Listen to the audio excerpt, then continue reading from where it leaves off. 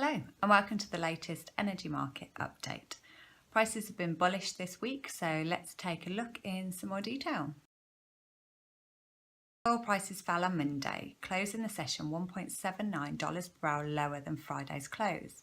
Market participants have largely been focusing on the supply side, with OPEC producers' compliance with the production cuts deal under scrutiny. Iraq, Saudi Arabia and Kuwait all boosted output in September. Demand forecasts for the coming winter are also lower than expected. Prices regained some of Monday's position on Tuesday, albeit marginally. By Wednesday, prices were directed lower once again, ignoring bullish sentiment from the weekly EIA report, which showed a decline in US commercial crude stocks by 6 million barrels. Prices fell as exports from the US reached record highs and the Sahara oil field in Libya restarted after a 2-day shutdown. Thursday's session was bullish, with Brent gaining just over $1 per barrel day on day, following statements from Russian President Putin that any extension deal should be at least until the end of 2018. Last night, Brent closed at $57.05 per barrel, down $0.50 per barrel compared to last Friday. There were strong losses last Friday, but most of these losses were reversed on Monday.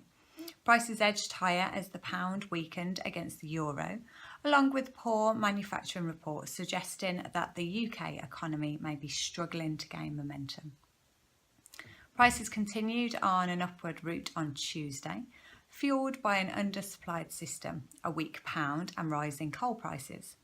There was no respite on Wednesday for prompt contracts as the system struggled to gain balance. Lower than expected wind generation increased reliance on gas-fired generation. On the curve, the closing position was mixed. Some contracts closed lower day on day as Centrica began to enact their plan to produce 868 MCMs of gas by the end of Q1 2018 from Rough. On Tuesday alone, Rough added 12 MCMs to the system. All contracts posted gains on Thursday, with near-term contracts increasing over a penny a therm day on day. Longer-dated contracts rose, although the gains were not as significant as those seen on the near curve. Increased demand from the power sector, softer sterling and bullish oil prices all contributed to the gains. Last night, all contracts closed higher than last Friday. Winter 18 gained 1.4 pence per therm, while summer 18 gained just over a penny a therm. Power prices rose on Monday in line with higher NBP gas prices and European coal prices.